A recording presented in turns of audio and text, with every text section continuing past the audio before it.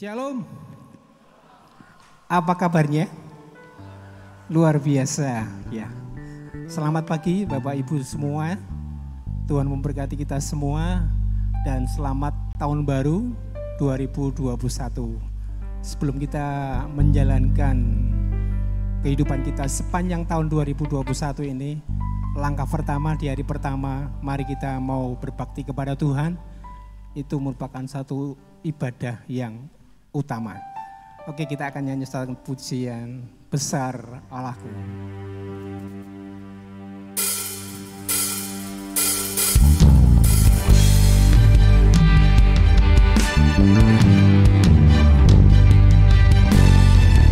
Sidang jemaat Tuhan, saya jemput bangkit berdiri. Kita mau memuji Tuhan, kita mau menyembah Tuhan, kita membesarkan namanya.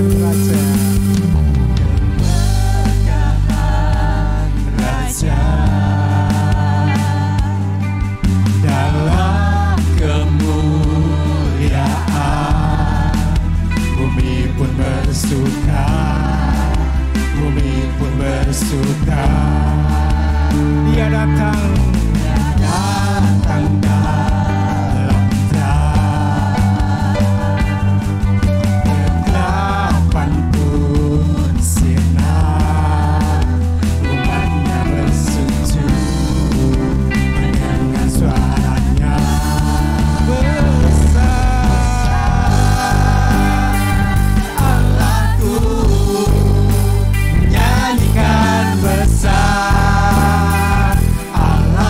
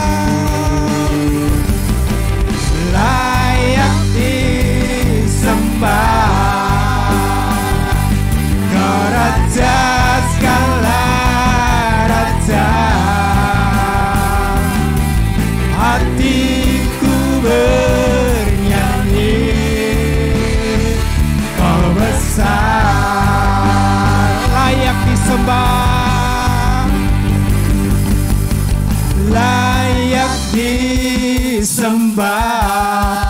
Inilah pernyataan kami kepadamu Tuhan. Hanya Engkau yang layak disembah, karena Engkau Raja di atas segala raja. Kami mau bersorak-sorai bagimu Tuhan. Layak, layak, oh layak, layak disembah. Yes, Kau Raja segala raja. Hatiku bernyanyi, Kau besar, oh besar Engkau, Allahku, oh nyanyikan besar, Allahku selamanya besar, ajaib Yesusku besar-besar, besar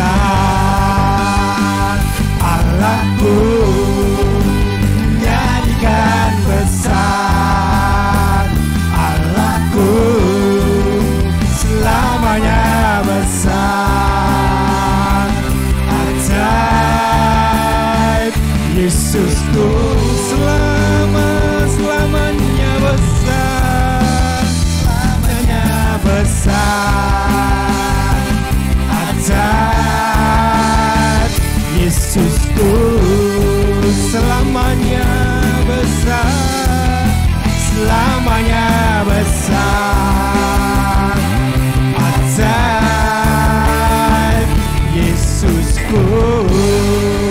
Berikan kemuliaan bagi Allah kita. Di awal tahun 2021 ini Tuhan, kami mau berbakti kepadamu. Kami mau mengutamakan ibadah kami kepadamu terlebih dahulu. Sebelum kami melakukan segala sesuatu dalam tahun ini ya Tuhan. Kami mohon kemurahan-Mu turun atas kami Tuhan. Di dalam ibadah kami Tuhan yang kedua ini, biarlah kiranya kasih kemurahan-Mu turun atas kami. Engkau disukakan oleh pujian dan penyembahan kami.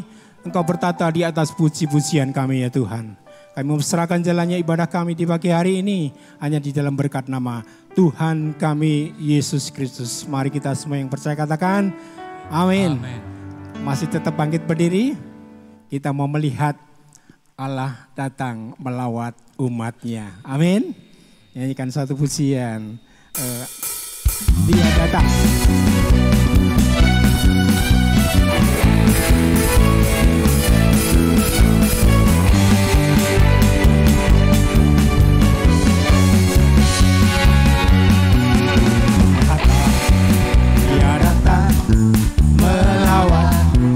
Seluruh bumi bagaikan gelombang membawa kesembuhan. Lihatlah, Dia datang melawat seluruh bumi bagaikan gelombang membawa kesembuhan.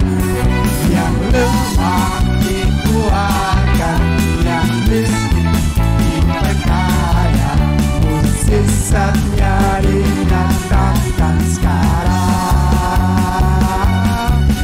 Yang lumpuh kan berjalan, yang buta kan melihat,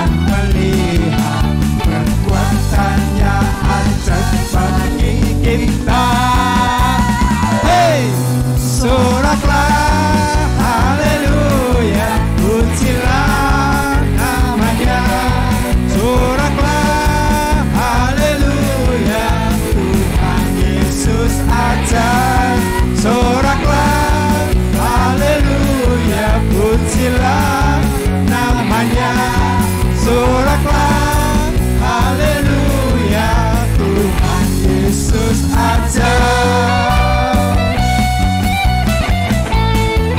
Berikan kemuliaan, berikan pujian dengan segenap hati, dengan segenap kekuatan-Mu.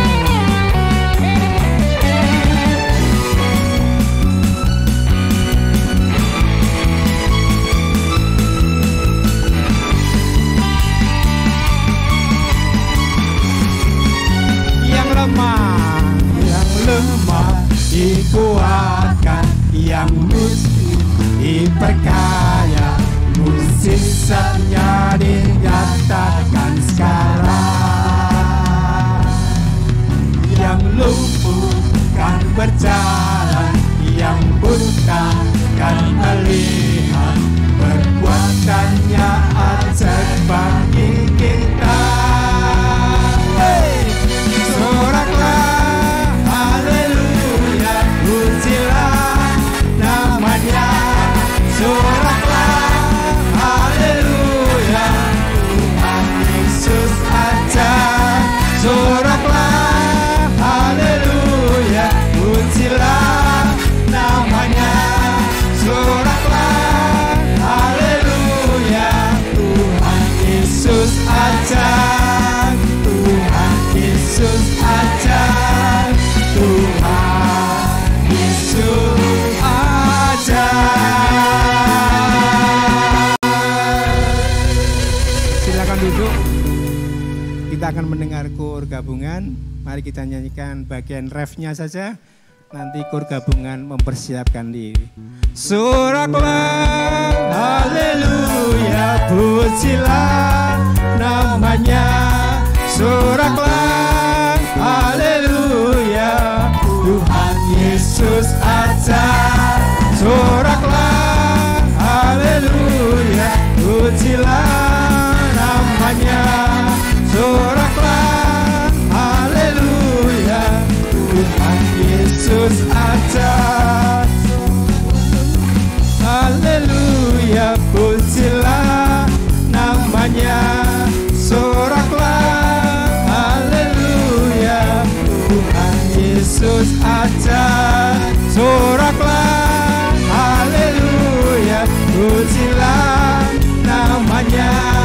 Soraklah, haleluya, Tuhan Yesus aja.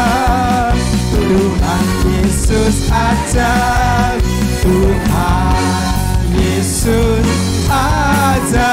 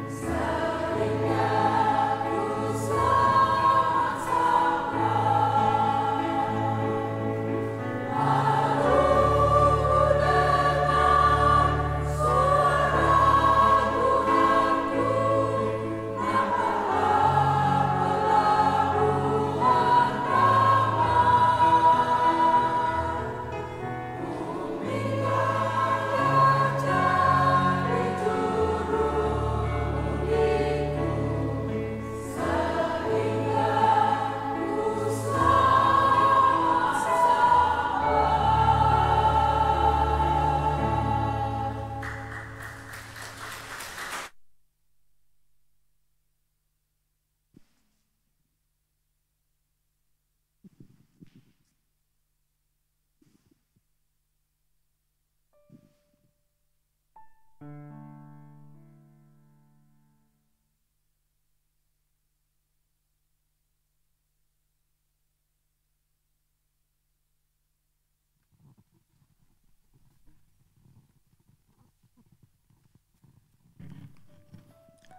2021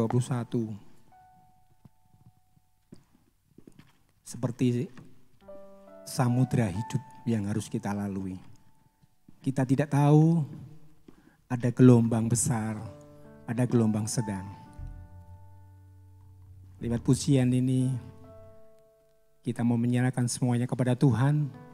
Biarlah kiranya Tuhan yang akan menuntun langkah kehidupan kita.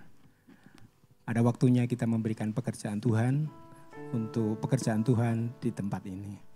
Nanti petugas kolektan untuk mempersiapkan diri, kita angkat satu pujian, arti kehadiran-Mu.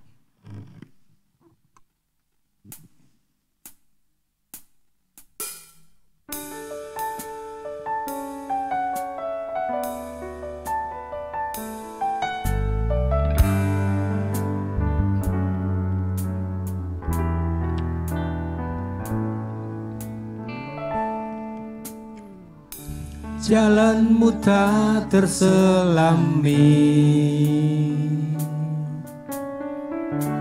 oleh setiap hati kami, namun satu aku percaya, ada rencana yang indah.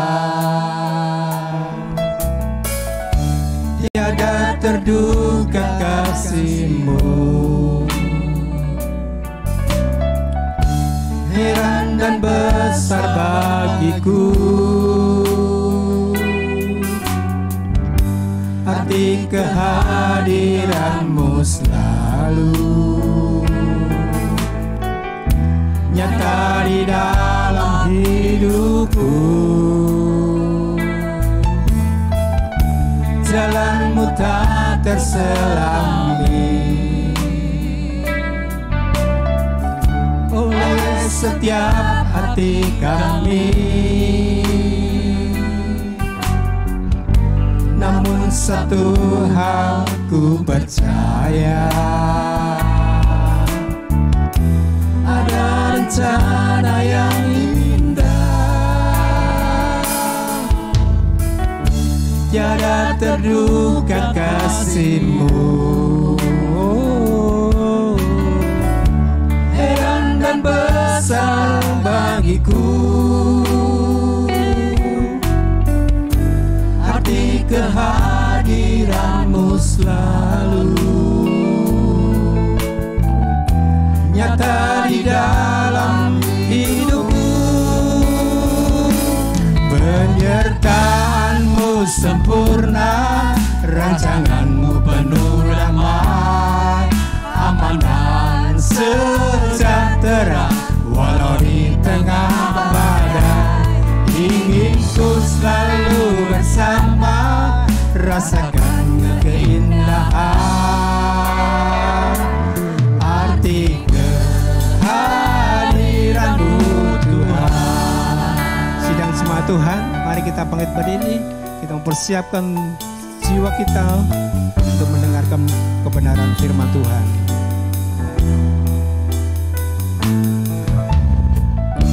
Jalan-Mu tak terselami oleh setiap hati kami, namun satu hal ku percaya, ada rencana yang indah. Tiada terduga kasih-Mu, Heran dan besar, heran dan besar bagiku, arti kehadiran-Mu selalu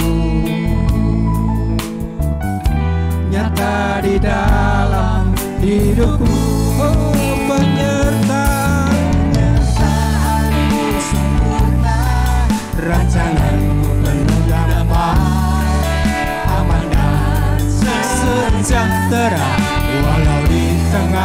bara. Ingin ku selalu bersama, rasakan keindahan arti kehadiran-Mu Tuhan. Penyertaan-Mu sempurna, rancangan-Mu penuh rahmat, aman dan sejahtera walau di tengah badai. Ingin ku selalu bersama, rasakan keindahan arti kehadiran-Mu Tuhan.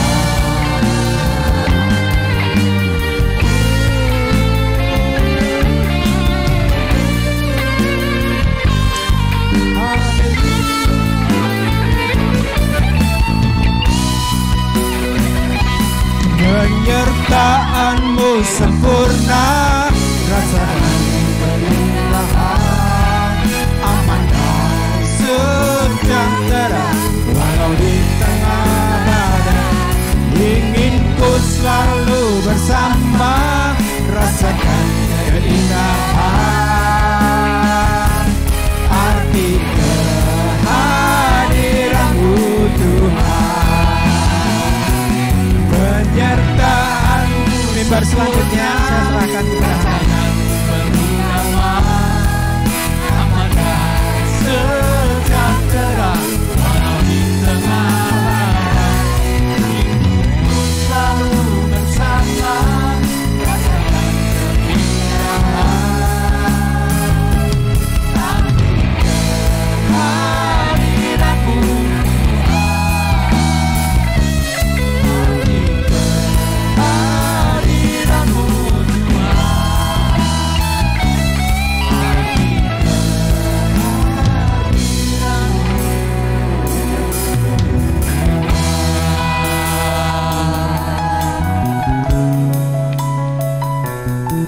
Haleluya.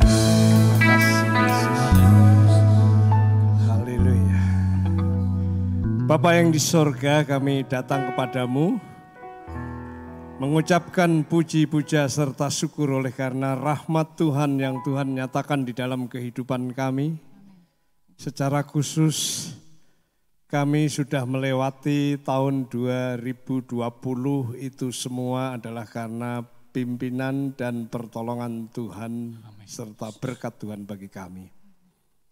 Kalau hari ini kami menginjakkan kehidupan di hari pertama di tahun 2021, ini juga karena rahmat Tuhan dan kami bersyukur karena sebelum kami melangkahkan kaki lebih jauh, Engkau berkenan berbicara kepada kami melalui kebenaran firman-Mu. Kami berdoa kiranya Roh Kudus akan menolong kami, sehingga kami bisa paham apa yang Tuhan maksudkan di dalam kebenaran firman-Mu. Dan lebih daripada itu kami bisa menerapkan di dalam kehidupan kami pribadi, lepas pribadi. Sehingga kebenaran firman itu menjadi bekal di dalam kami melangkahkan di tahun 2021 ini.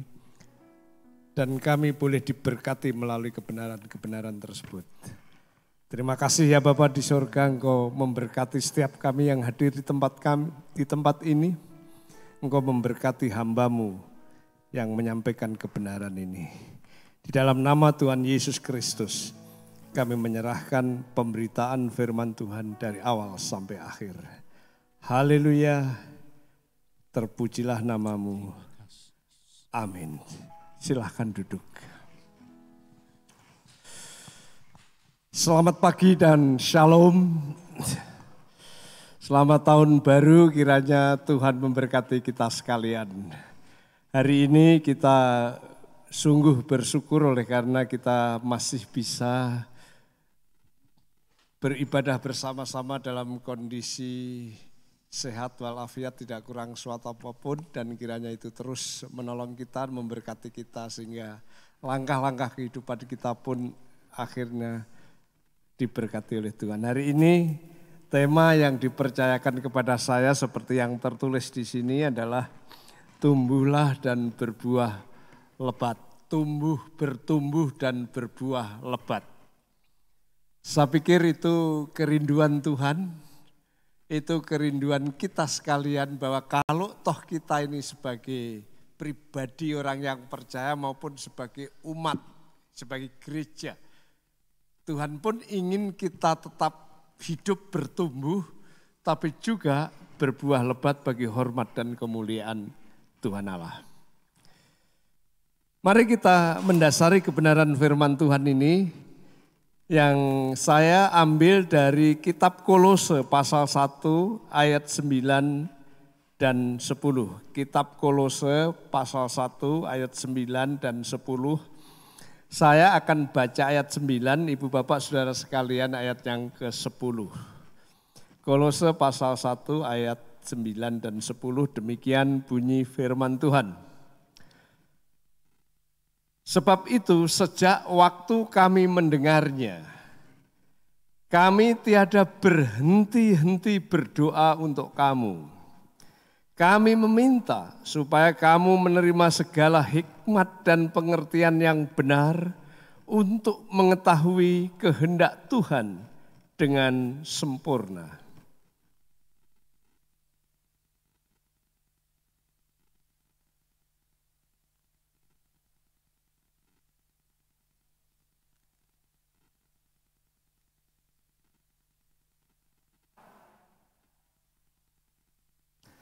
Perhatikan ayat 10 di sini, nanti yang menjadi titik tolak kebenaran firman Tuhan diuraikan adalah dari ayat 10b di situ, kamu memberi buah dalam segala pekerjaan yang baik dan bertumbuh dalam pengetahuan yang benar tentang Allah. Ada istilah memberi buah dan bertumbuh.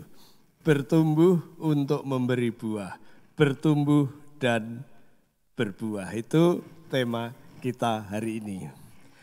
Jemaat yang dikasihi Tuhan, sebelum lebih jauh kita mencoba melihat apa yang dimaksudkan bertumbuh dan berbuah lebat di sini, kita perlu tahu surat ini ditulis oleh siapa. Surat ini ditulis oleh Rasul Paulus, rasul besar. Yang sebenarnya rasul ini belum pernah ketemu dengan jemaat Kolose, belum kenal jemaat Kolose, karena jemaat Kolose memang bukan Paulus yang merintis. Jemaat Kolose yang merintis adalah Epafras, seorang murid Paulus ketika Paulus mengajar di Efesus.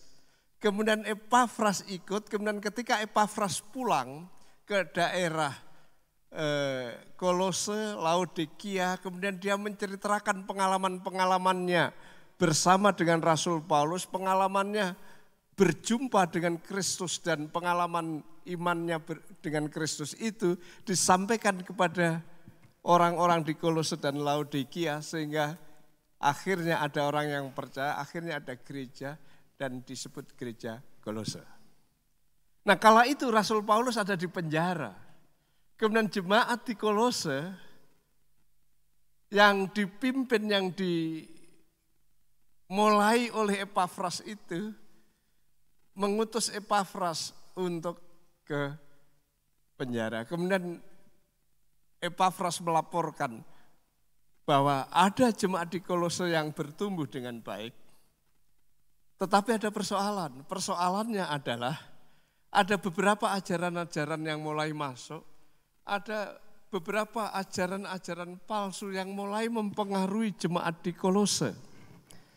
Dalam keadaan yang seperti itu, Paulus seperti hatinya terganggu. Kok bisa jemaat yang sudah percaya Yesus itu ada guru-guru palsu dan terpengaruh. Kemudian di hatinya betul-betul tergerak, hatinya betul-betul rindu. Jangan sampai jemaat itu terpengaruh, jangan sampai jemaat itu terpengaruh. Dia berdoa untuk jemaat di Kolose itu. Lalu guru palsu itu apa waktu itu? Sebenarnya guru palsu itu betul-betul semacam ajaran itu begitu tipis. Kalau tidak hati-hati juga memang kita bisa terpengaruh. Karena guru-guru palsu waktu itu mereka mempercayai ada jalan tertentu yang menjadikan dia bisa lebih dekat dekat dengan Allah, lebih menyatu dengan Allah sampai dia tahu persis kehendak Allah, suara Allah, rencana Allah, dia tahu persis. Ada cara lain. Kalau saudara pernah belajar sejarah, itu adalah pengajaran gnostik. Pengajaran gnostik itu begitu subjektif, seperti orang Yahudi menggambarkan seperti hubungan suami istri. Ketika hubungan suami istri itu begitu intim, begitu dekat, hanya mereka yang tahu, yang lain tidak tahu. Nah, guru palsu ini berkata, ada cara tertentu yang membuat kita begitu dekat dengan Allah, menikmat dengan Allah spesifik sendiri. Ada cara tertentu. Dan akhirnya mereka mengabaikan Kristus. Dan tentunya di akhir bisa saja imannya gogrok. Itu sebabnya Paulus berkata, Kristus adalah gambar Allah yang kelihatan. Dialah kepala, dialah lebih unggul, lebih tinggi dari segala sesuatu. Dia adalah kepala gereja yang pertama bangkit. Dia adalah Allah, artinya kalau kamu bersama Kristus, kamu bersama Allah. Kalau kamu dengan Kristus, kamu tahu kehendak Allah. Kalau kamu bersama Kristus, kamu dekat dengan Allah. Itu rahasia Kristus. Jadi tidak ada yang lain. Imanmu betul. Keyakinanmu betul.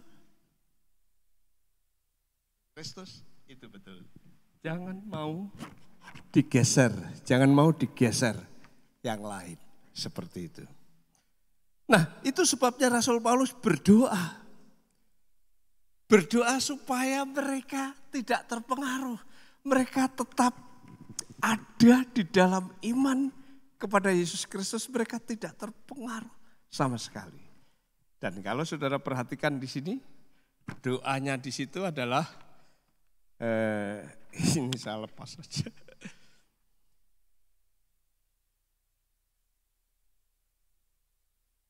Kalau saudara perhatikan di situ, doanya adalah, firman Tuhan berkata, kamu memberi buah dalam segala hal yang baik, dan kamu bertumbuh dalam segala pengetahuan yang benar tentang Allah. Jadi tidak ada jalan lain kalau kamu terus di dalam Yesus itu benar. Tapi yang menarik di sini adalah doa Paulus. Doanya kalau kita perhatikan yang pertama itu supaya bertumbuh. Kemudian yang kedua itu supaya berbuah. Kalau kita mendengar istilah bertumbuh dan berbuah, pastilah kita tahu bahwa itu konteksnya dalam dunia yang waktu itu masih zaman agraris, masih masyarakat sebagian besar bercocok tanam, sehingga ilustrasi lukisan yang diangkat bertumbuh dan berbuah itu dari pepohonan. Entah itu di sawah, entah itu di ladang, tapi itu sebuah pepohonan supaya bertumbuh dan berbuah. Dan itu begitu familiar bagi orang-orang percaya pada waktu itu, bagi orang-orang pada zaman itu. Kenapa? Karena di dalam perjanjian lama Allah pun sering melalui nabi-nabinya melukiskan umat Allah, bangsa pilihan Allah itu bagaikan tanaman. Kadang-kadang digambarkan sebagai tanaman anggur, kebun anggur. Kadang-kadang digambarkan pohon ara, kebun ara, kadang-kadang gandum. Pokoknya masih dalam dunia agraris sehingga bicara tentang tumbuh-tumbuhan. Tentunya tumbuh-tumbuhan yang hidup dan berbuah. Nah, mari kita perhatikan, kalau ada istilah kamu bertumbuh, supaya kamu bertumbuh dalam pengetahuan yang benar tentang Allah, kata bertumbuh ada dua indikasi. Kalau kita berbicara tanaman, kata bertumbuh ada dua indikasi. Kalau tanaman itu bertumbuh berarti tanaman itu hidup. Iya dong. Kalau dia tidak bertumbuh berarti dia penyakitan dan sudah itu dia mati. Kalau dia bertumbuh berarti dia hidup. Itu indikasi yang pertama. Indikasi yang kedua, bertumbuh berarti bertambah. Bisa bertambah tinggi, bisa bertambah besar, bisa bertambah dalam pengertian akarnya. Jadi akarnya bertambah ke dalam, batangnya bertambah besar, kemudian bertambah tinggi. Nah itu bertumbuh. Kalau akarnya tidak semakin dalam, dia tidak akan semakin besar, dia tidak akan semakin tinggi. Itu bertumbuh. Nah, bagaimana kalau demikian? Memikirkan tentang jemaat. Nah, jemaat Kolose dilukiskan oleh Rasul Paulus seperti tanaman. Paulus berdoa supaya guru-guru palsu itu tidak mempengaruhi jemaat itu, sehingga jemaat itu semakin layu, semakin habis dan semakin hilang. Tidak. Paulus berdoa supaya jemaat itu bertumbuh. Artinya Paulus berdoa supaya jemaat itu terus hidup, terus berakar dalam, terus bertambah besar, dan terus menjulang tinggi, memuliakan Tuhan. Itu doa seorang rasul.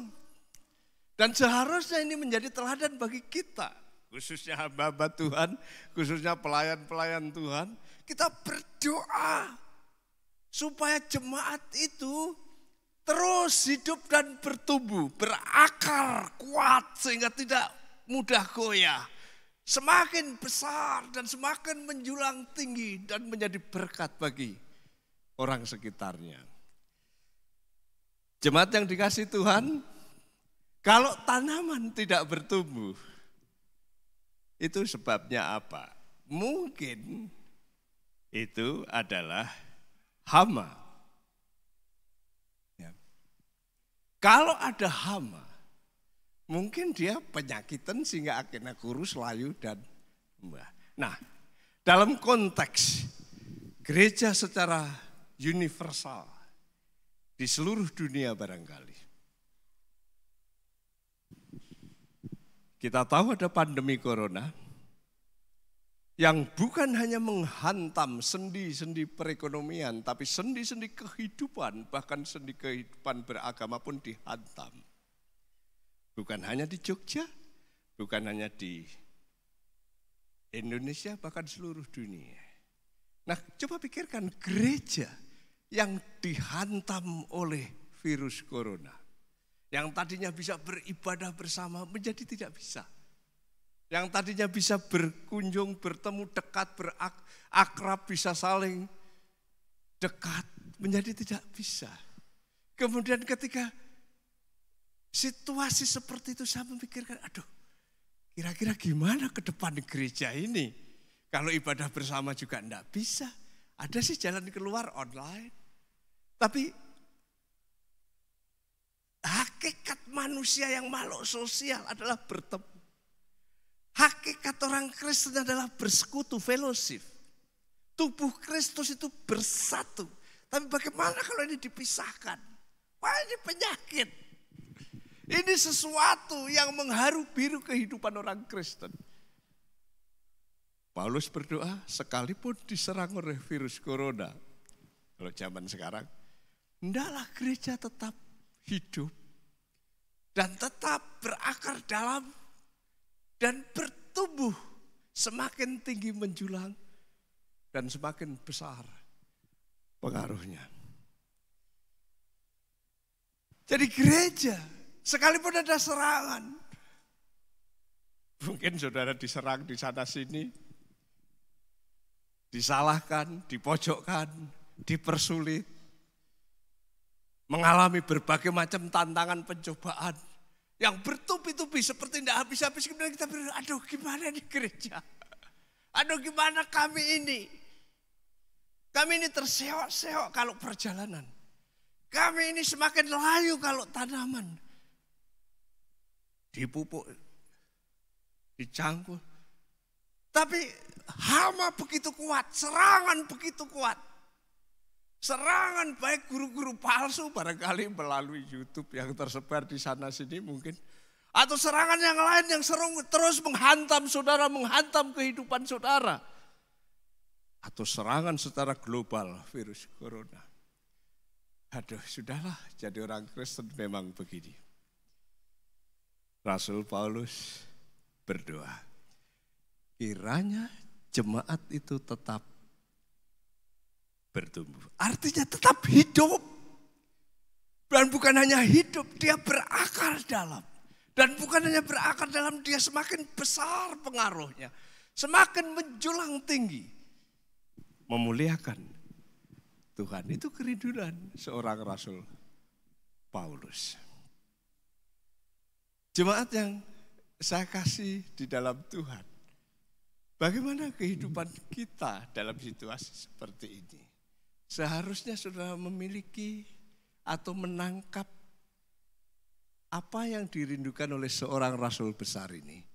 Inilah kerinduan Bapa.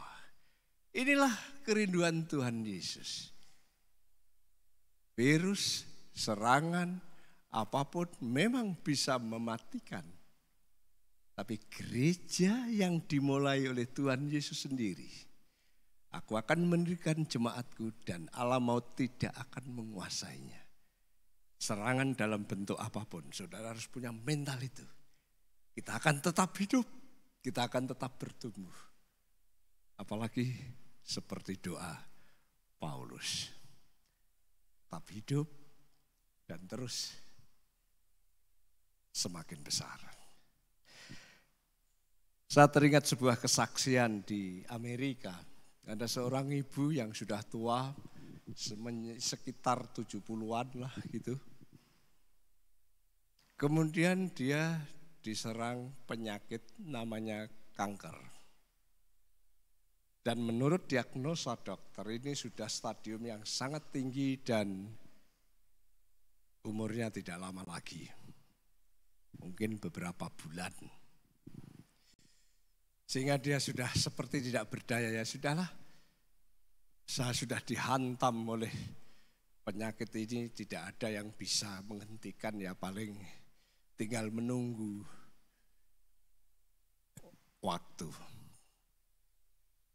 Dalam situasi seperti itu di rumah sakit hanya dirawat, kemudian kalau pagi dinaikkan kursi roda, dituntun ke depan jendela, lihat pemandangan sebentar, kemudian menikmati apa yang ada di luar, kemudian sudah capek masuk ke dalam tidur.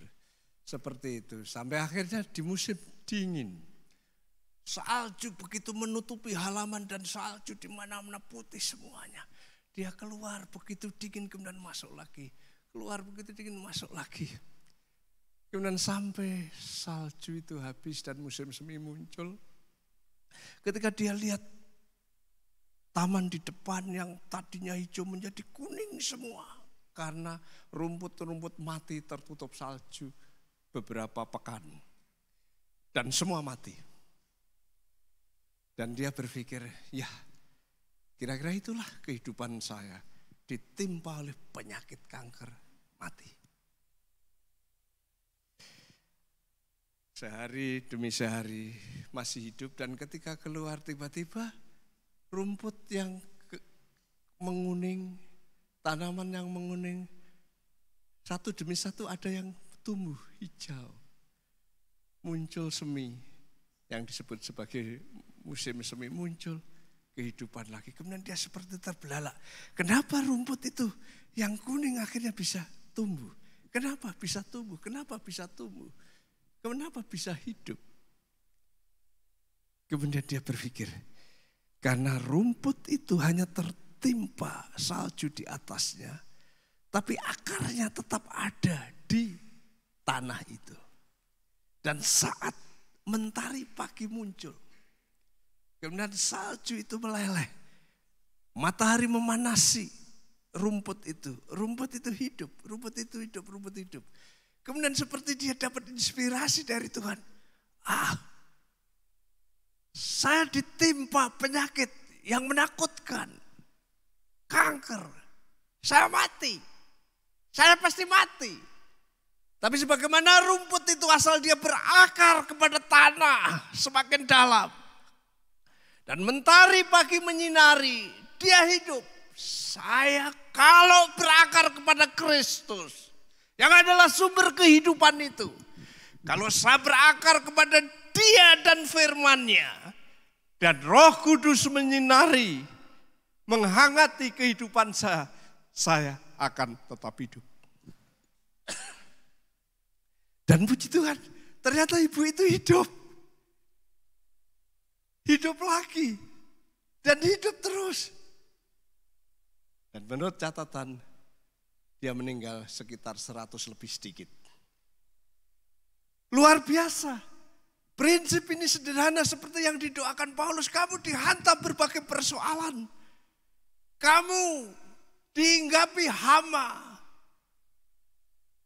yang bisa mematikan kehidupanmu. Tetapi saya berdoa supaya kamu hidup, supaya kamu tetap hidup dan bertumbuh. Dan Tuhan juga mengendaki saudara tetap hidup dan bertumbuh. Sekalipun tahun 2020 banyak yang menghantam di dalam kehidupanmu, badai, hama, berbagai macam yang mencoba menyerang dan menghancurkan.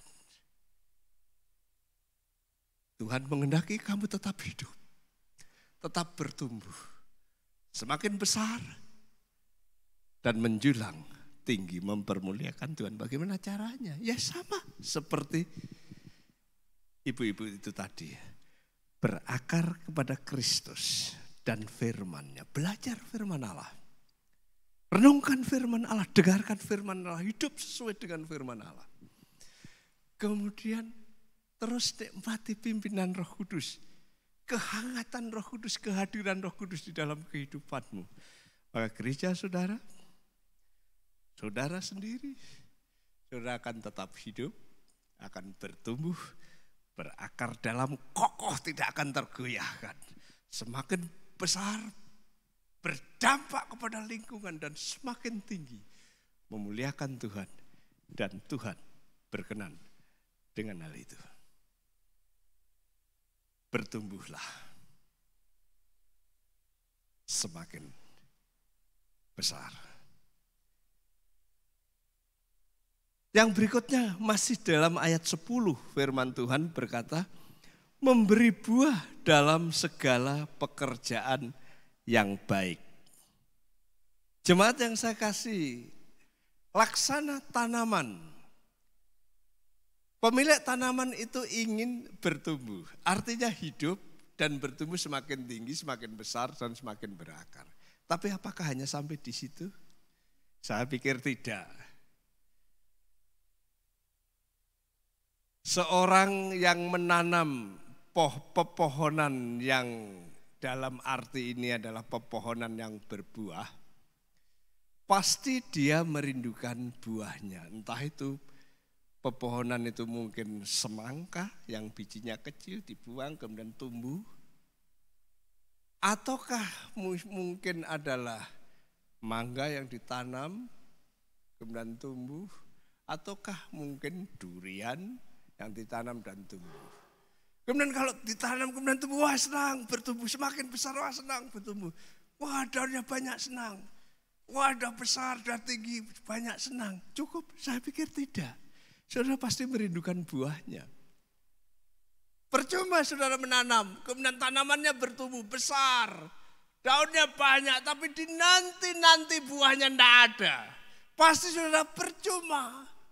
Saya sudah nanam capek-capek, sudah memelihara capek-capek, tapi tidak ada berbuah. Tuhan Yesus pernah memberikan gambaran seperti itu. Ketika dia masuk Yerusalem dan mau masuk ke Bait Allah begitu hiruk pikuk, ramenya begitu luar biasa. Tapi ketika ke dalam ternyata Bait Allah di situ banyak penyamun. Ada kong kali kong bisnis antara imam-imam dengan para penjual daging, penjual binatang-binatang korban dan money changer di situ. Jadi Bait Allah sepertinya banyak kegiatan, banyak keramaian, tapi ternyata tidak ada buahnya. Tuhan Yesus jungkir balikkan semuanya itu. Bukankah rumahku adalah rumah doa, tapi kamu buat sebagai sarang penyamun. Kemudian sebelum kisah itu Tuhan Yesus diceritakan, dia masuk Yerusalem, kemudian ada pohon ara yang banyak daunnya. Kemudian dia datang ke situ, kemudian murid-murid bertanya, mau apa? Mau cari buahnya untuk dimakan karena Yesus lapar. Dan ketika dekat, ternyata tidak ada buahnya. Dan Tuhan Yesus, ya sudah, kamu tidak akan berbuah lagi. Dan akhirnya pohon ara itu kering. Apa artinya? Kalau Tuhan Yesus memilih bangsa Israel sebagai umat Allah, Tuhan juga ingin ada buah kehidupan. Kalau kita adalah gereja yang adalah Tuhan yang menjadi inisiator, aku akan mendirikan jemaatku. Kalau dilukiskan sebagai tanaman, kalau kita bertumbuh besar, bertumbuh berakar dalam, dan semakin memuliakan Allah, Tuhan senang. Tapi lebih daripada itu, Tuhan merindukan buahnya. Sebagaimana doa Paulus supaya kamu bertumbuh dan berbuah lebat. Tuhan ingin kalian berbuah banyak. Tuhan ingin saya berbuah banyak. Tuhan ingin kita semua sebagai milik Tuhan berbuah lebat. Dalam teks ini dikatakan memberi buah segala pekerjaan yang baik. Artinya apa? Ya kita berkarya yang baik ya, tapi sulit mas situasi kayak gini. Ya, saya tahu. Kita dibatasi dengan berbagai macam protokol ini dan bagaimana bisa. Cobalah berkarya yang baik. Yang menjadikan berkat bagi sesama. Yang menjadikan berkat bagi anak-anak Tuhan maupun bagi orang lain. Kalau saudara terus berkarya yang baik dan memberkati banyak orang, percaya sama saya, orang pun akan diberkati dan akan mengikut kita. Berbuah pekerjaan baik. Situasi sulit? Iya. Tapi ada tidak celah-celah di mana kita bisa berbuat sesuatu yang baik bagi sesama? Ada banyak. Kalau kita cermat, cerdik, dan mau berkarya bagi kemuliaan Tuhan. Tuhan mau itu. Tapi kalau kita lihat tulisan Paulus, ada buah lain, buah karakter. Yang disebut sebagai buah-buah roh, ada kasih, sukacita, damai sejahtera, kesabaran, kelemah lembutan, penguasaan diri. Dalam situasi seperti ini, kalau kita bisa memproduksi karakter yang memberkati orang, maka percaya saudara akan menjadi berkat. Bukan hanya karyamu yang terbaik yang dinikmati, tapi karaktermu menjadi sesuatu yang menarik untuk diikuti dan diteladani. Dan dalam situasi seperti ini, degradasi moral, karakter, ropos. Kalau saudara menghasilkan buah roh itu, saudara memberkati banyak orang. Juga kekayaan yang memuliakan Tuhan. Orang Kristen boleh kaya? Boleh. Tapi untuk apa? Untuk kemuliaan Tuhan. Memberkati diri saudara sendiri, memberkati teman, tapi juga untuk kemuliaan Tuhan. Apa ada di Alkitab? Ada. Paulus ketika di penjara. Kemudian jemaat di Filipi adalah jemaat yang tidak kaya, tapi juga tidak terlalu miskin. Tapi Rasul Paulus berkata, hanya kamu, jemaat Filipi, yang sekali dua kali mengunjungi aku dan mencukupi apa yang kurang padaku. Paulus tidak berkata uangmu atau apa, enggak, tapi dia pakai istilah itu. Kenapa? Dia di penjara. Tapi jemaat ini bukan kaya, tapi dia ingat Paulus. Dia mengunjungi, dia memberi sesuatu yang bisa menolong Paulus. Paulus sendiri berkata, aku itu sudah tahu apa artinya. Kelimpahan apa artinya. Kekurangan aku tahu. Dimuliakan, dihinakan aku tahu. Pokoknya dia tahu. Kekurangan, tahu kelebihan, tahu banyak hal. Tapi dia berkata segala perkara. Artinya perkara dimuliakan atau direndahkan, berlebih atau kurang, tidak punya apa-apa atau punya apa-apa. Dia tahu segala perkara dapat kutanggung di dalam Dia yang memberi kekuatan kepadaku, Kristus. Kemudian dia, tetapi baik juga yang kamu lakukan. Paulus sebenarnya tidak perlu, saya sudah biasa kayak gitu. Tapi apa yang kamu lakukan itu baik. Kemudian Paulus berkata, yang kuutamakan adalah buahnya. Bagi kamu yang akan semakin melimpah buah-buah kebaikan di dalam hidupmu. Artinya apa? Berbuah lebat. Bisa karya terbaik. Bisa karakter yang baik. Tapi juga bisa kekayaan yang dipakai untuk kemuliaan Tuhan. Untuk memberkati diri sendiri betul, keluarga betul, tetangga juga betul. Tapi juga sisihkan untuk karya-karya yang bernilai abadi. Pekerjaan Tuhan, melalui gereja, melalui hamba-hamba Tuhan yang mungkin membutuhkan support dan dorongan. Yang seperti itu. Itu buah. Ada buah lagi yang dicatat di dalam Ibrani pasal 13 ayat 15. Yaitu buah bibir yang mempermuliakan Tuhan. Saya kadang-kadang lihat di YouTube ada penceramah yang bibirnya itu ngawur ngomongnya, kasar. Bahkan menjurus ke kotor. Kalau anak Tuhan jangan gitu. Bibirnya itu yang mempermuliakan Tuhan.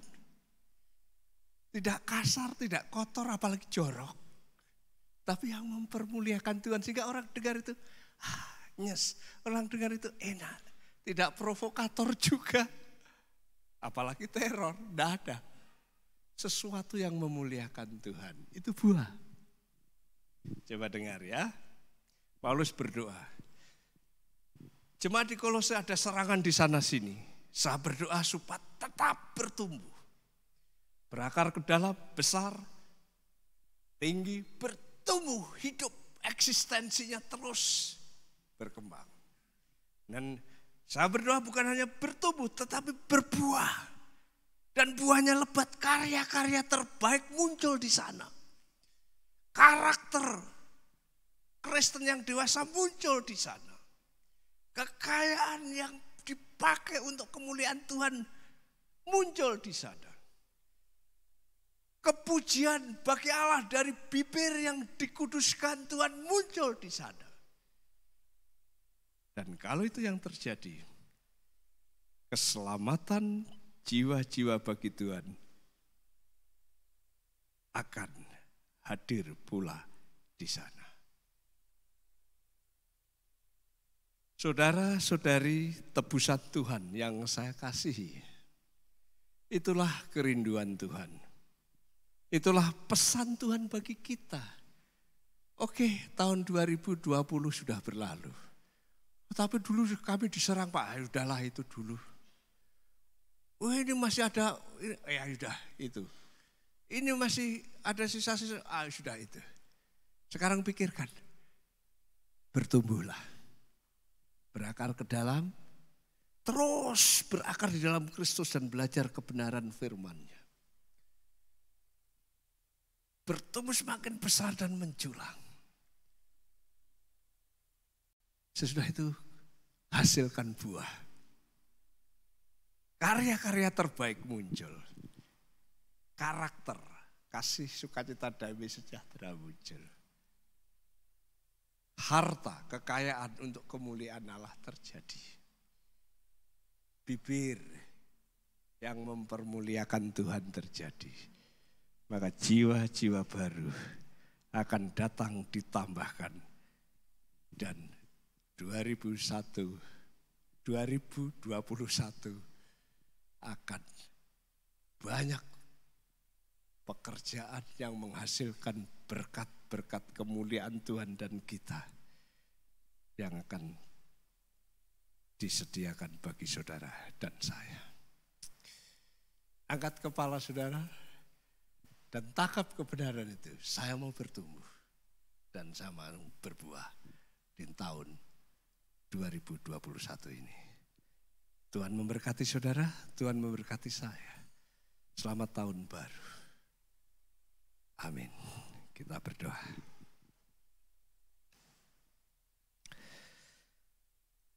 Bapa yang di surga, kami datang kepadamu berterima kasih. Karena di tahun baru ini kami diingatkan kembali oleh Tuhan melalui tulisan Rasul Paulus kepada jemaat di Kolose. Ada banyak kesulitan tantangan yang sudah berlalu. Bahkan kami diserang, kami diusir, kami dipersulit. Tapi biarlah itu berlalu. Virus corona menghantam sejak Maret, bahkan sampai sekarang pun sepertinya belum berhenti. Ya sudahlah Tuhan. Itu boleh ada.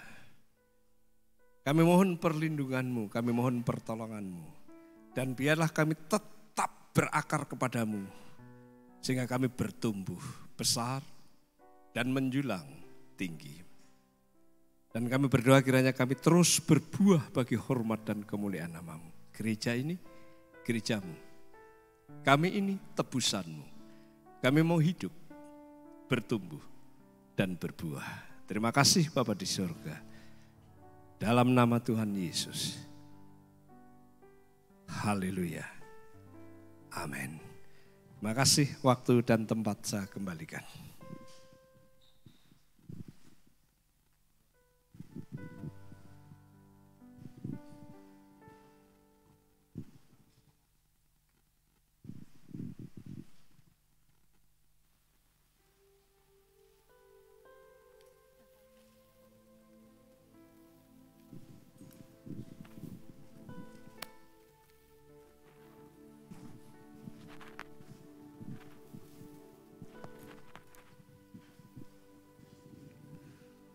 Puji Tuhan, saudara, kita berterima kasih kembali telah disiram dengan berkat firman Tuhan yang boleh menjadi bekal bagi kita untuk memasuki tahun 21. Kini kita masuk acara berikutnya, yaitu berkat lain yang Tuhan sediakan, yaitu perjamuan kudus. Kalau kita ingat akan kisah tentang Elia saat dia dalam keadaan putus asa, dia lari mau dibunuh oleh Isabel. Dan pada saat itu dia ada di dalam gua dan berkata pada Tuhan, Tuhan, angkat saja nyawaku biar aku mati. Dia sudah putus asa, serang api Allah yang hebat. Tapi Allah mengirimkan, tengah dia tidur dibangunin malaikat, Allah kirimkan makanan dari sorga. Makanan dan minuman yang malaikat itu kemudian berkata, makanlah dan minumlah. Setelah makan selesai dalam ayat yang ke-8, dikatakan, oleh kekuatan makanan dan minuman itu, maka ia selama 40 hari 40 malam melanjutkan perjalanan ke Bukit Horeb dengan tetap tegar. Makanan surgawi akan memberikan kita kemampuan menghadapi perjalanan, mencapai tujuan yang berat-berat sekalipun. Makanan surgawi yang Tuhan sediakan itu menjadi kekuatan. Saat ini kita dihadapkan juga dengan makanan. Seperti Yesus berkata, barang siapa makan roti Tuhan dan cawan Tuhan, maka aku di dalam engkau dan engkau di dalam aku. Pimpinan Tuhan akan nyata seperti dialami oleh Elia. Mari kita siapkan diri sebelum kita jalan lebih lanjut, kita minta Karena Tuhan berkata, barang siapa makan tubuhku, minum darahku, aku di dalam dia, dia di dalam aku. Biarkanlah Tuhan ada di dalam diri kita. Mintalah dia ada dalam diri kita. Makin akrab, makin banyak dia mendikte, makin banyak dia bertindak lebih baik, walaupun mungkin kurang nyaman bagi kita. Saya undang para pelayan perjamuan berkenan maju ke depan. Kita nyanyikan, Engkau ada bersamaku di tiap musim hidupku. Betapa indahnya kalau Tuhan ada di tiap musim hidup kita.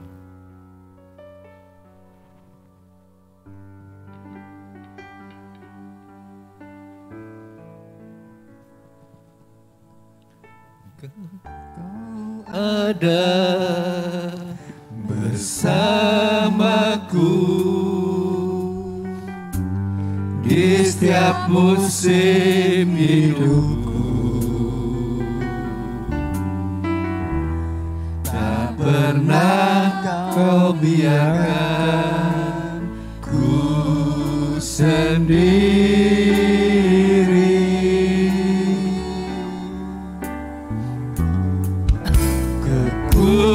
Kekuatan di jiwaku adalah bersamamu. Tak pernah ku ragukan kasih-Mu.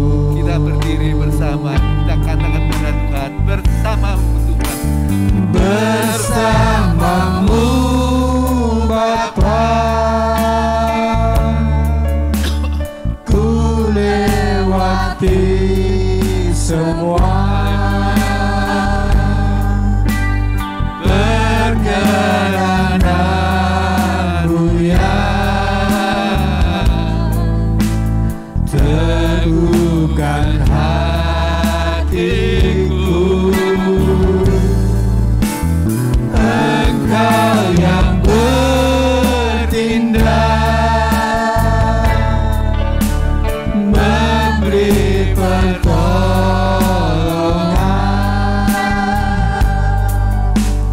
anugerah-Mu besar melimpah bagiku.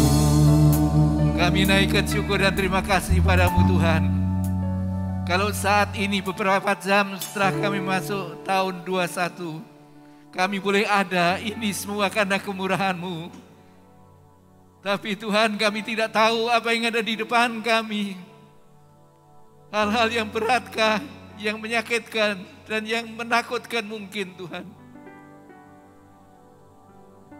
Namun kami percaya, kalau Elias sanggup setelah dia mendapatkan makanan dari surga, untuk menghadapi perjalanan yang jauh sampai ke Bukit Horeb.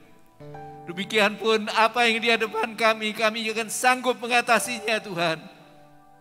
Berjalan di dalam kebenaran-Mu, manakala makanan dari surga yaitu tubuh dan darah-Mu, Kau berkati dan Kau berikan bagi kami.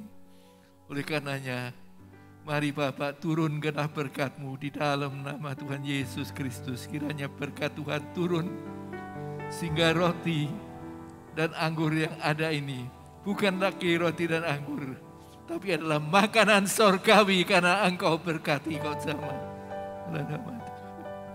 Haleluya, haleluya, haleluya. Terima kasih Tuhan. Dan juga layakkanlah kami, para pelayan-pelayan-Mu yang penuh dengan kekurangan. Jadikanlah kami alat-alat-Mu untuk mendatangkan berkat. Kami diberkati, kami memberkati juga. Dan biar perjamuan kudus ini menjadi berkat bagi sekaliannya. Kami berdoa sekiranya ada kekurangan-kekurangan, masih ada dosa, kesalahan, bahkan mungkin yang tidak kelihatan, yaitu kebencian, sakit hati. Tuhan ampuni dan bersihkan, sehingga kami memasuki tahun yang baru ini beserta dengan Engkau, dengan kehidupan yang baru yang Engkau berikan dan yang Engkau tuntunkan dalam kehidupan kami. Terima kasih Bapa. kami akan sambut roti Tuhan dan cawan Tuhan ini dengan penuh ucapan syukur dalam nama Tuhan Yesus Kristus. Amin. Bersamamu Bapa, ku lewati semua perkenananmu ya, teguhkan hatiku. Engkau yang bertindak, memberi pertolongan,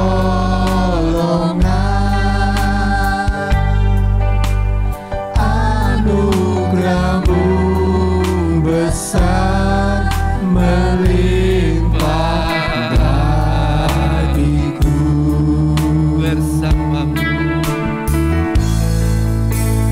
Bersamamu Bapa, ku lewati semua perkenananmu ya,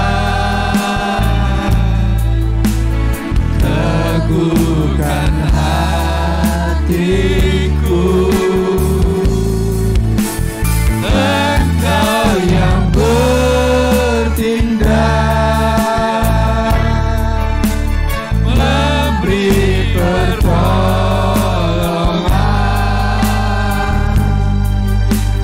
anugerah-Mu besar melimpah bagiku.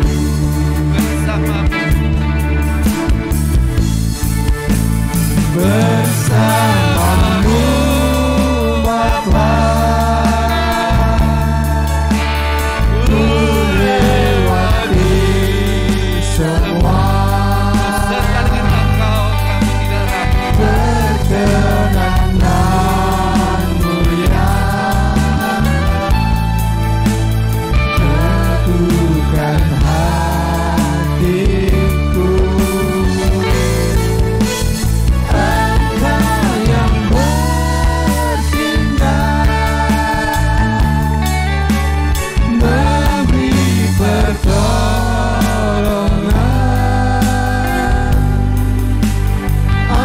anugerah-Mu besar melimpah bagiku.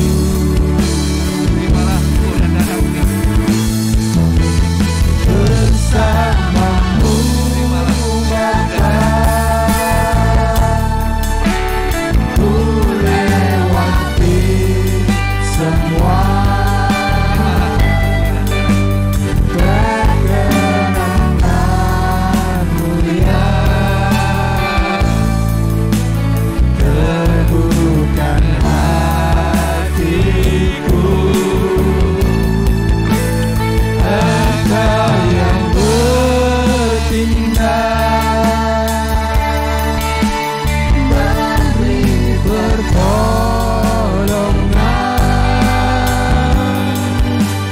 anugerah-Mu besar melimpah bagiku.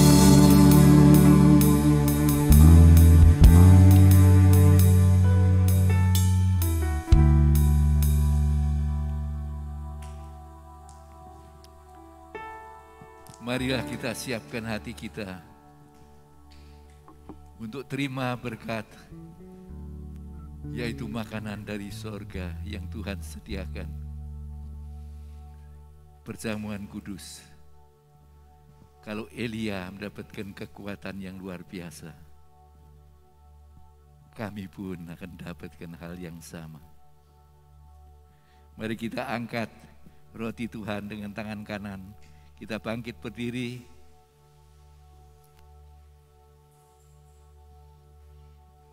Dan dengarlah firman Tuhan. Ketika mereka sedang makan, Yesus mengambil roti, mengucap berkat, membagi-bagikan pada muridnya serta berkata, "Makanlah, inilah tubuhku." Tuhan, Engkau telah memberikan dirimu mati di kayu salib, dan melalui pengorbananmu, dosa kami Kau tebus, Kau hapus. Salah satu musuh dalam perjalanan hidup kami adalah dosa itu, yang sering sulit sekali disingkirkan. Tapi pada siang hari ini Tuhan, kami mohon pertolongan-Mu melalui perjamuan kudus ini. Biarlah tubuh dan darah-Mu bekerja. Segala kuasa-kuasa iblis, kuasa setan, hal-hal yang negatif, kedagingan, boleh Kau hancurkan Tuhan di dalam nama Tuhan Yesus Kristus. Marilah kita bersama-sama akan makan roti Tuhan, yaitu tubuh Kristus, dalam nama Tuhan Yesus Kristus.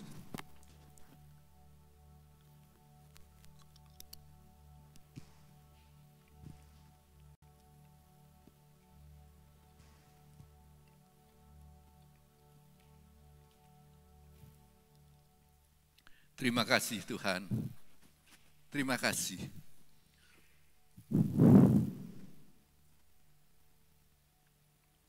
Terima kasih untuk berkat-Mu.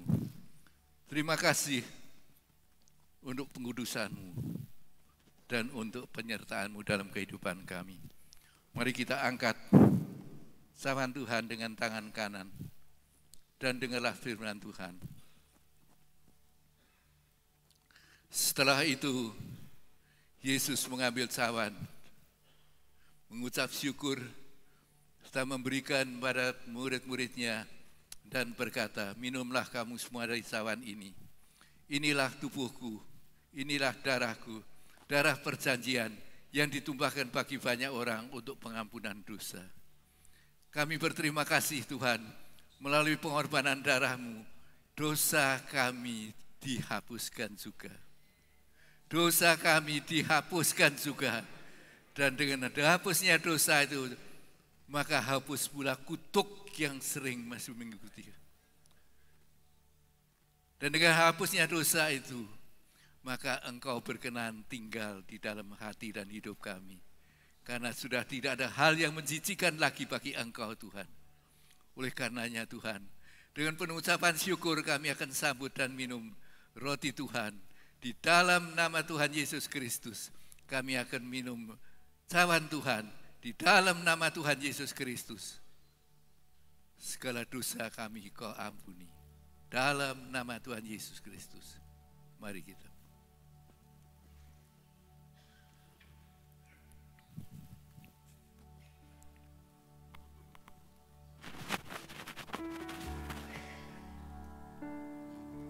Haleluya, haleluya Tuhan.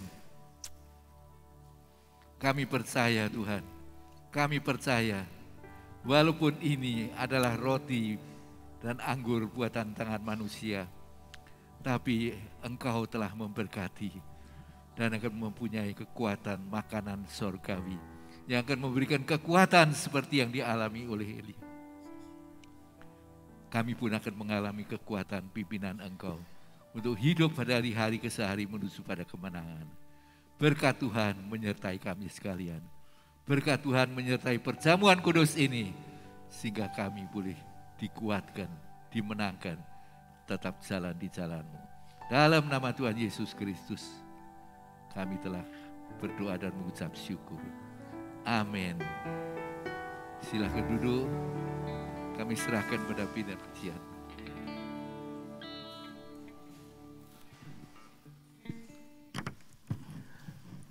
Ya, kita sudah mendapatkan kekuatan yang baru lewat roti Tuhan dan darah Tuhan yang sudah masuk dalam diri kita. Kita sudah bersatu dalam Tuhan. Sebelum ada pembagian ayat dan beberapa pengumuman, mari kita memberikan persembahan bagi pekerjaan Tuhan di tempat ini. Nyanyikan pujian Gelombang Kesembuhan. Kita sudah disembuhkan dari tahun 2020. Tahun 2021 kita sudah mendapatkan kehidupan yang baru.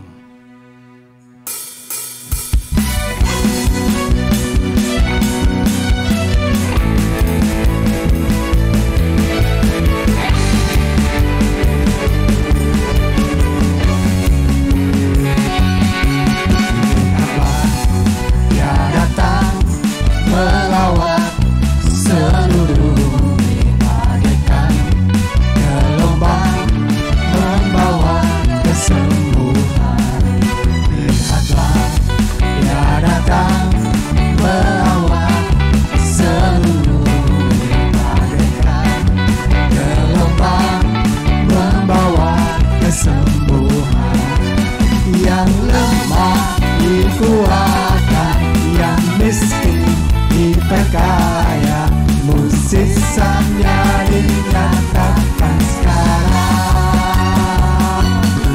Yang lumpuh dan berjalan, yang buta dan melihat, perbuatannya ajaib bagi kita. Soraklah, haleluya, pujilah namanya. Soraklah, haleluya, Tuhan Yesus aja. Soraklah, haleluya, pujilah namanya. Soraklah, haleluya, Tuhan Yesus aja. Soraklah, haleluya, pujilah namanya. Soraklah, haleluya, Tuhan Yesus aja. Tuhan Yesus aja. Tuhan Yesus aja.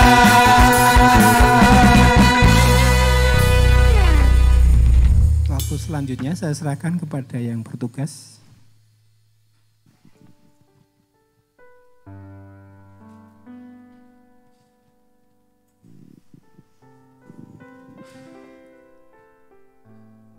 Oke, selamat pagi jelang siang.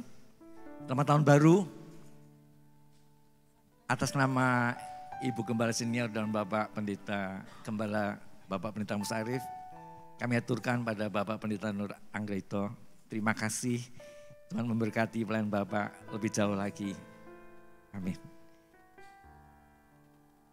Di depan kita ada ayat-ayat yang akan dibagikan, sekalipun hanya berupa kertas secuil. Saya undang yang bertugas, silakan mempersiapkan diri maju ke depan.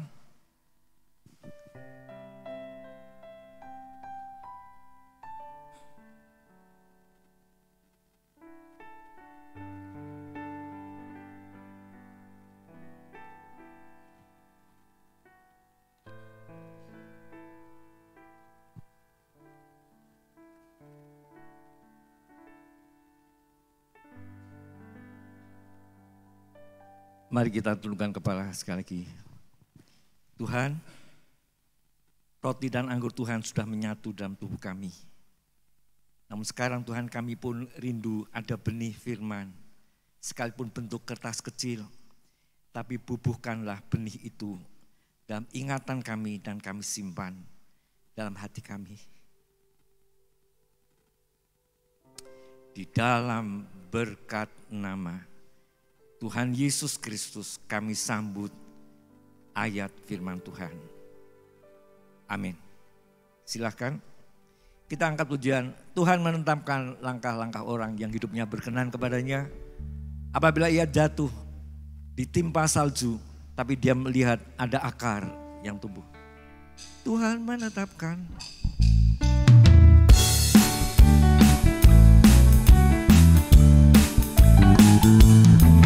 Tuhan menetapkan langkah-langkah orang yang hidupnya berkenan kepadanya. Apabila ia jatuh tak sampai tergeletak, sebab Tuhan menopang. Sekali lagi Tuhan menetapkan langkah. Tuhan menetapkan langkah-langkah orang yang hidupnya berkenan kepadanya.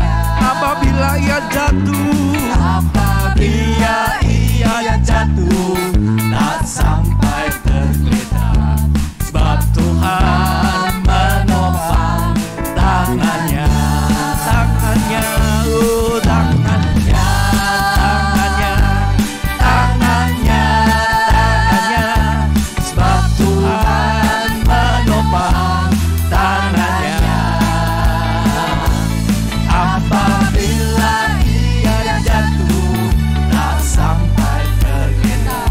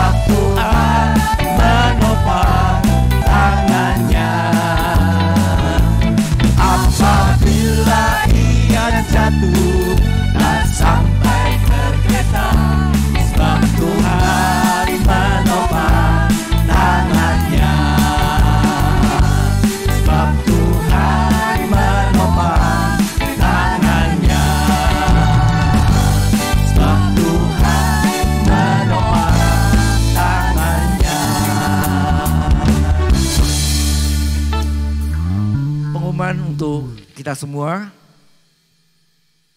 Ibadah masih tetap online, tetapi untuk jemaat yang di cabang Diponegoro 26, ataupun Anda yang rindu untuk hadir di sana, tiap minggu jam 16.15, 4:15 sore, ada ibadah onsite di Diponegoro 26, tetapi tetap untuk daftar lebih dulu kepada sekretariat. Kemudian buat kita semua tadi pesan firman Tuhan, berdoa untuk pertumbuhan jemaat.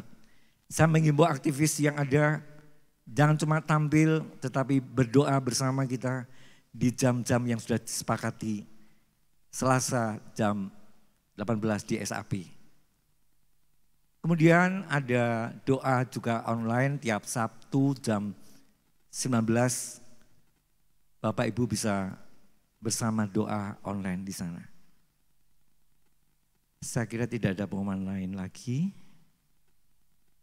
Oke, mari kita akan akhiri ibadah awal tahun di siang ini dengan penuh syukur. Ada berkat firman Tuhan membekal kita, roti dan tubuh, darah dan tubuh Kristus dan ayat yang sudah kita terima. Mari kita bangkit bersama-sama. Terima kasih Tuhan buat kasih setiamu. Haleluya. Oh, syukur bagimu. Syukur bagimu Tuhan. Terima kasih Tuhan untuk kasih setiamu yang ku alami dalam hidupku. Terima kasih Yesus untuk kebaikanmu sepanjang hidupku.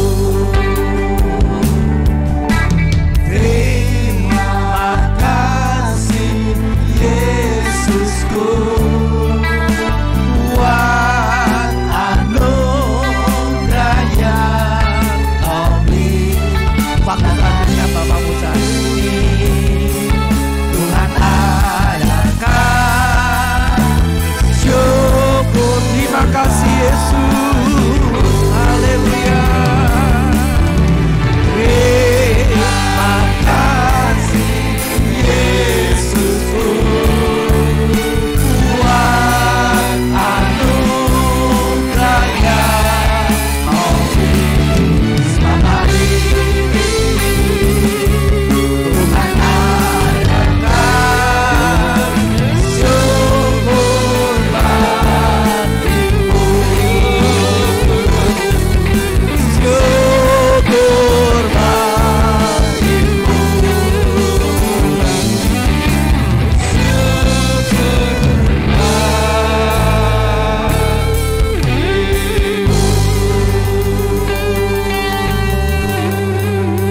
Kami naikkan syukur dan terima kasih padamu Tuhan, karena Engkau sajalah yang telah pimpin kami melewati tahun 2020, selesai sudah dan kami masuki 2021. Dan kami percaya juga hari-hari esok kami Ya, Tuhan ada di dalam pimpinan Amin. pegangan kasih kemurahan-Mu. Amin. Tuhan Terima Yesus. kasih Bapak, terima kasih. Sebentar kami akan mengakhiri ibadah ini. Ya, Tuhan Kami berdoa Yesus. pada hamba-Mu yang telah Kau pakai untuk memberikan kekuatan bagi kami, Amin, Tuhan memberikan Yesus. bekal-bekal memasuki Terima tahun yang kasih. baru ini.